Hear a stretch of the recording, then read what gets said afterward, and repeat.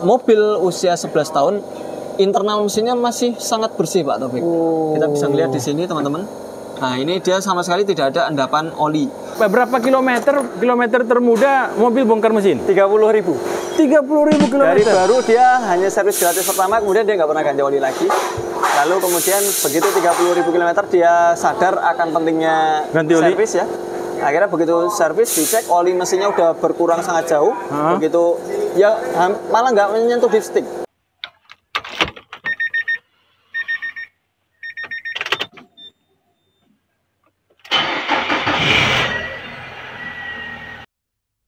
Assalamualaikum Mas Ardi. Waalaikumsalam warahmatullahi wabarakatuh Pak Taufik dan juga Sobat Apedia. Gimana kabarnya Pak? Alhamdulillah Mas Ardi. Ya. Lagi ngapain Mas Ardi? Ini lagi memperbaiki kebocoran mesin Pak. Jadi mesin itu dia bocor. Dikarenakan usia. Jadi tiap mesin itu kan sekarang kan kebanyakan di sealer Pak. Ya. Oh iya betul. Ada yang pakai perpak, gasket, ada yang sealer. Tapi kebanyakan di sisi bagian-bagian mesin itu di sealer kebanyakan. Nah, yang perpak itu atau packing itu di sini Pak. Ini dia ada karet-karetnya kayak gini. Oh betul. Tapi ada beberapa bagian mesin itu yang dia sifatnya adalah di lem atau di sealer. Kalau teman-teman nggak tahu bahasa sealer, mungkin bahasanya ada lem. Lem mesin. Kayu itu Mas? Mesin Pak. Mas Ardi, ya. Kemarin kan kita banyak ngebahas tuh kasus-kasus mobil yang apa namanya, yang berlumpur ya. Oh, nge-sludge ya. Sludge ya. Jadi sampai bongkar mesin, turun mesin ya. Betul. Biayanya nggak murah tuh ya. Ya, biayanya nggak murah. Kalau kawan-kawan kita ingin kasih lihat seperti apa sih mesin yang sehat itu gimana? Ya, betul. Jadi kita kan sering mendemonstrasikan bahwasanya ayo ganti oli mesin teman-teman 5.000 km sekali gitu. Nah, sebenarnya apa keuntungannya? Ya, keuntungannya buat teman-teman sendiri yang memiliki kendaraan. Karena apa? Ketika dia telat ganti oli mesin, maka semakin besar untuk biaya perbaikan. Biaya perbaikan ya? Biaya perbaikan mesin. Nah, contoh saja pada mobil ini. Jadi mobil ini dia mesinnya itu rutin ganti oli mesin tiap 5.000 km sekali. Kalau kita perhatikan Pak Taufik dalamannya, ini customer kami, satu di antara customer kami yang paling rutin untuk ganti oli mesin. Nah, beliau mengganti oli mesin rutin 5.000 km sekali, tapi karena sealer antara cover timing dengan blok mesin ini dia memiliki lem, sealer ini memiliki usia Pak. Hampir sealer itu kan sebenarnya karet. Berbahan basicnya itu adalah karet. Nah, kalau karet ini dia memiliki usia. Ketika dia karet ini udah mulai pecah, maka dia akan menjadi rembesan di mesin. Makanya sering kita lakukan untuk pengecekan mesin. Ketika ngecek mobil bekas, cek cover timingnya ada nggak rembesan. Ada yang rembesan nggak ya? Nah, mobil ini 2011 sampai dengan sekarang 2022 udah 11 tahun. Iya, 11 tahun. 11 tahun baru dilakukan pembongkaran atau permajaan sealeran ini. Tapi kita bisa perhatikan, kita bisa petik untuk konten kali ini adalah mobil usia 11 tahun, internal mesinnya masih sangat bersih Pak Taufik. Kita bisa lihat di sini teman-teman. Nah ini dia sama sekali tidak ada endapan oli. Iya bersih ya. Adapun untuk oli-oli seperti ini dia olinya masih kondisi sehat. Dia nggak yang mengendap hitam mengental gitu. Nah kenapa kita harus perhatikan endapan atau hindari endapan tersebut? Karena apa? Lubang-lubang pelumasan oli yang naik ke rocker cover dan juga silinder head itu rata-rata besarnya segini. Ini kalau diukur mungkin hanya 3 mili diameternya. Ini hanya 3 mili. Nah ini Pak Taufik bisa lihat di sini rocker cover. Ketika dia masuk ke dalam rocker cover, maka dia akan di dalam sini akan berubah seperti hujan. Makanya kalau kita buka tutup mesin itu dia muncrat seperti muncratnya hujan. Nah, seperti itu. Jadi dalamannya mesin itu dia akan terhujani oleh si rocker cover itu. Kalau dia lubang pelumasannya ini dia tersumbat oleh endapan oli, maka dia tidak bisa naik. Akhirnya camshaft ini tidak terlumasi sehingga camshaft ini menjadi aus. Kemudian kalau camshaftnya udah aus, dia punya timing chain itu menjadi lebih mudah melar. Akhirnya apa? Timing chain melar, kemudian timbul bunyi ngorok krok seperti itu. Nah, untuk itu tidak ada ruginya teman-teman 5.000 km sekali ganti oli mesinnya, meskipun dari pabrikan mampu ngeklaim bahwasanya kondisi mobil bisa diganti 10.000 km. Tapi kan di sana ada keterbatasan oksidasi terhadap oli mesin dan juga waktunya. Iya. Belum lagi kita berkendara kadang macet ya Mas ya? Ya, mesin tetap hidup. Betul, running time engine itu kan tidak bisa diukur. Oh. Untuk saat ini belum ada parameternya, sehingga parameternya hanya kilometer atau jarak tempuh. Sehingga jarak tempuh yang aman sekali untuk digunakan secara periodical maintenance penggantian oli itu ada 5.000 km. Seperti Pak Taufik. Nah, ini kita sudah lihat nih Mas, kondisi mesinnya masih sangat segar ya, kelihatan ya. Segar. Tidak ada apa lumpur-lumpur ya. Biasanya kan kemarin udah nempel di sini Mas ya. Ya, di sini paling di sini nih yang rata-rata oli standby. Oh iya, ini standby olinya. Betul. Makanya di sini sering banyak ini ya, banyak lumpur ya, kelihatan ya Mas ya. Lumpur, betul. Oke. Seperti itu. Nah, ini kan menggunakan oli apa Mas? Apakah harus ada syarat yang digunakan agar mesin ini fresh seperti ini atau hanya soal mengganti dengan tepat waktu saja? Ya, tentu keduanya Pak Taufik. Ketika pabrikan itu dia membuat desain mesin, itu dia pasti akan menentukan oli seperti apa yang akan melumasi. Seperti itu. Jadi kalau mobil-mobil yang sprocketnya tidak bermain, ini kan sprocketnya nggak main. Kita lihat dia paten. Oh iya benar. Seperti nggak yang ada ini ya. pernah kita bahas ya, ada dalamnya itu ada seperti pegasnya sehingga dia bisa maju, sehingga bisa mundur, dan di sini dia tidak dilengkapi dengan VVTi yang mengatur tekanan oli dari bawah masuk ke dalam sprocket. Ya itu nggak ada yang mengatur, sehingga untuk model-model seperti ini itu umumnya menggunakan oli-oli semi sintetis. Jadi kalau oli-oli yang kalau misalnya dia menggunakan sprocket itu minimal semi sintetis atau full sintetis. Nah, tapi kalau untuk yang model-model seperti ini cukup dengan semi sintetis. Kalau semi sintetis oli tersebut dia menggunakan semi sintetis, tinggal memperhatikan saja waktunya dan juga kilometernya. Seperti itu. Jadi keduanya penting Pak Taufik.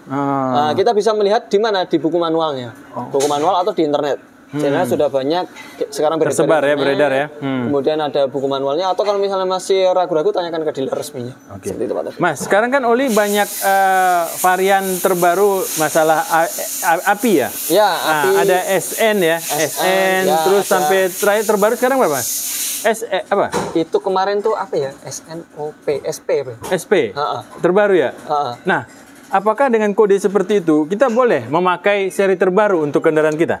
Sebenarnya nggak ada masalah. Oh, nggak ada masalah. Nggak ada masalah. Kalau untuk kayak gitu, untuk itu kan lebih kepada kan ada kekentalan SI, ada yang api itu lebih kepada ini sih daya tahan terhadap panas dan dingin ya? Panas dan dinginnya seperti itu. Oke. Jadi kalau misalnya mau di upgrade-kan pun juga nggak ada masalah, hanya saja perhatikan dia tipenya itu full kah sintetisnya. Jadi sintetisnya dia full kah atau semi kah atau mineral. Seperti itu. Atau mungkin ester. Jadi beda-beda basicnya. Kita kan pernah membahas masalah top one ester ya. Seperti itu. Jadi ada beberapa karakter oli yang penting yang perlu banget diperhatikan adalah kekentalannya, yaitu SI-nya. SI-nya dan juga semi sintetisnya. SI itu berarti yang 10, 4, ya, 0530, 020, 1030 itu lebih kepada daya tahan dia terhadap ini cuaca ya di sekitar mesin nih. Saya kira 1030 waktu istirahat Mas. Belum Pak, 12. 1230. Nggak ada Mas, mesin 1230. Aduh Pak Taufik, ini jangan-jangan 2050 waktunya tidur Pak. Bisa aja. Ya ini seperti itu. Dan ini saat ini kita mengedukasi teman-teman, juga memberikan pemberitahuan bahwasanya memberikan informasi kalau ganti olinya 5.000 km sekali, bentuknya kayak gini. Mesin udah 11 tahun, mungkin mesin rembes ya, tapi kalau untuk seluruh mesin nggak perlu karena dia rembesnya umumnya di sektor-sektor yang mudah dijangkau seperti cover timing. Ini berapa kilometer sudah berjalan Mas? Ini coba ya, aku malah belum ngecek. Kita coba coba. 88.000 Pak. 88.000. 88.000. Wow. Yang paling pengalaman Mas waktu di bengkel ini udah berapa kilometer termuda mobil bongkar mesin? 30.000. 30.000 km. Dari baru dia hanya servis gratis pertama, kemudian dia nggak pernah ganti oli lagi. Lalu kemudian begitu 30.000 km dia sadar akan pentingnya ganti oli. Servis ya. Akhirnya begitu servis dicek oli mesinnya udah berkurang sangat jauh. Begitu ya malah nggak menyentuh dipstick. Begitu dicek ternyata dia berlumpur. Ternyata oli yang dia ganti dari 10.000 km sampai dengan 30.000 itu menjadi endapan di dalam mesin karena dia selalu membersihkan Pak.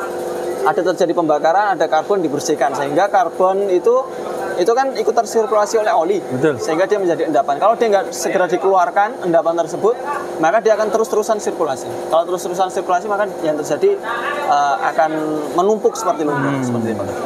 Mas Ardi, ini pada saat kita membeli mobil baru, bekas lah ya? Bekas. Ini kan nggak mungkin saya membuka Iya, betul. rubber covernya, ya kan? Makanya kita sering wanti-wanti ketika kita membeli mobil, kita buka saja ininya Pak, tutupnya ini Pak. Oh, tutup ini sudah mewakili. Nih, coba. Gimana buktinya bahwa ini mewakili? Gimana Mas prosesnya itu? Kok bisa? Ini usahain. Ini kan berat Pak, bentar ya. Saya nyari tang dulu. Aduh. Nih kawan-kawan, Mas Ardi itu orangnya sabar. Jadi subscribe ya, jangan lupa. Kenapa? Buka P.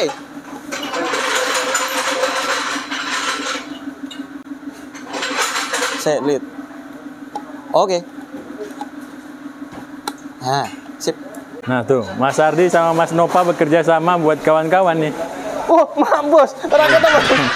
Nih, Pak Taufik. Nah, Nih, dari sini teman-teman, nanti dia akan kelihatan tuh dalamannya tuh. Kurang lebihnya kayak gitu ya. Kelihatan nggak Pak Taufik? Kelihatan. Oh. Makanya kita sering ngecek. Tapi kalau misalnya penjual udah tahu tips dan triknya, mungkin dicuci, dibersihkan ya. Meskipun dibersihkan sini kan ada lubang lain Pak. Ini ada lubang CMP ini. Ini kalau dia dibuka, maka dia akan terlihat endapannya yang di dalam sini. Oh, berarti bukanya ini berarti ya? Ya, harus ini dibuka ada ya? baut 10. Oh, baut 10. Ini jangan dipraktekkan buka juga, Pak. Oh, jangan, nggak usah. Cara nyari kunci. Video berikutnya aja nanti. Mas Ardi, Ya. ini kalau kita bercerita tentang mobil bekas nih, contoh misalnya, kalau ada beberapa, mungkin ada orang yang membersihkan bagian-bagian dari sini, biar lebih bersih, biar kelihatan seperti mobil yang sehat. Itu mungkinkah? Iya, mungkin. Karena kita juga pernah dapetin, Pak. Jadi ketika kondisi mesin itu dia kenal, Pak. Pak Taufik kesandung, teman-teman. Oke. Jadi ketika kita pernah dapetin, Pak, ketika kita ngecek, dia kan kondisinya dibuka ya. Ini di atas ini bersih. Jadi memang dia sebelum itu dibersihkan. Tapi kenapa hal tersebut jadi ketahuan kita buka? Karena apa? Karena kondisi mesinnya kasar. Oh. Jadi ketika dia membersihkan seperti ini Pak Taufik, itu kan otomatis kotoran-kotoran itu tadi akan turun ke bawah. Waduh. Turun ke bawah sana, ke dalam ruang oli bawah sana. Oh, nggak bisa disedot ya? Nggak bisa. Kalau disedot bisa, tapi kan nggak semua bisa kesedot Pak. Dan ketika dia mesin udah terisi oli, kemudian dia terpompat, maka oli tersebut akan tersirkulasi. Dan sifat oli kan membersihkan. Oh iya. Ketika dia ada kotoran. Kotoran situ di oli itu kan ada komposisi deterjennya juga. Nah itu maka dia akan tersedot masuk ke bawah. Akhirnya karena proses pembersihan itu, customer kan membeli mobil ya. Ketika membeli mobil, Mas saya baru pakai 3 bulan, tapi kok mobil saya kasar suaranya. Nah begitu dicek, ternyata kondisi atas ini bersih Pak. Betul-betul bersih ya? Bersih. Oke. Cuman memang ada beberapa titik yang tidak bisa dijangkau oleh kuas. Dan yang nggak bisa kejangkau oleh kuas kelihatan. Dia ada endapan lumpur. Nah begitu kita kasih tahu, mobil tersebut crankshaftnya kena, metalnya kena, karena memang kondisinya ketukannya di bawah. Tak seperti itu. Nah hal tersebut kenapa terjadi? Karena memang endapan itu tadi yang dibersihkan itu dia turun ke bawah, sehingga dia menyumbat yang ada di bawah ya, seperti filter olinya jadi tersumbat. Kemudian dia naik lubang-lubang pelumasan yang kecil-kecil seperti ini, dia menjadi tersumbat karena adanya lumpur itu tadi. Sehingga membersihkan sludge yang sudah tebal, tujuannya hanya untuk membersihkan sisi atasnya saja, itu sebenarnya menjadi bom waktu. Karena apa? Ketika nanti dia sudah turun ke bawah, kemudian filter olinya telat mengganti, itu justru menyumbat di bawah sehingga oli nggak naik Pak Taufik. Ketika oli nggak naik, maka di bawah pun juga tidak terjadi pemerataan pelumasan, sehingga ketika mungkin dia bisa naik, telat turun juga bisa. Sehingga kan sering kita katakan ya, crankshaft itu kenapa dia, padahal dia ada di panci oli, tapi kok dia duluan yang kena? Karena apa? Karena oli tersebut bisa naik ke atas, tapi turunnya telat. Karena dia tersumbat, sehingga di bawah menjadi kering. Akhirnya ketika dia terus-terusan berputar memompa, oli yang tersisa di bawah, di si crankshaftnya malah luput dari pelumasan, sehingga menjadi aus. Nah seperti itu yang terjadi ketika customer kami itu membeli mobil bekas, tapi kondisinya sisi atasnya dibersihkan. Jadi kalau solusinya adalah ketika dia sudah ngesrat, maka dilakukan pembongkaran mesin. Kalau tadi kawan kita yang membeli mobil tersebut bagaimana solusi buat kawan-kawan lain? Oke, ketika sudah terjadi hal seperti itu mau nggak mau memang harus dilakukan overhaul Pak, karena metalnya udah bunyi. Jadi kalau sebelum metal itu tadi sampai mengunci, kan kita kan juga pernah kedapatan mobil yang sampai benar-benar dia ngeslak sampai mogok, bahkan di starter nggak bisa. Ya betul, Evalia ya waktu itu ya. Evalia kita coba engkol pun juga nggak bisa.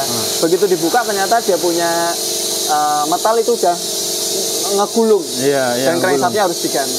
Jadi ini merupakan kerugian buat penjual dan juga buat pembeli. Kalau penjual dia memberikan garansi, maka dia akan menahan pil pahit tersebut. Tapi kalau misalnya customer yang membeli tanpa garansi, maka customer yang akan menahan pil pahit tersebut. Jadi seperti itu. Baik. Pentingnya mengganti oli. Berkala 5.000 km. Oke, baik. Biarpun seperti itu, Mas Hardi dan kawan-kawan tetap siap untuk membantu keluhan kendaraan Anda ya, sobat-sobat ya. Betul Pak. Iya, jadi kalau mau datang ke sini servis, ada yang mau dibongkar mesinnya, tanya dulu Mas Hardi, Mas ini mau dibongkar bisa atau jangan dibongkar gitu kan? Nanti dicek dulu Mas Hardi. Nanti kan tentu investigasi dulu. Kita nggak serta-merta, oh ini harus turun mesin, nggak. Selagi dia selasnya atau tumpukannya tipis, maka kita rekomendasikan adalah engine flush.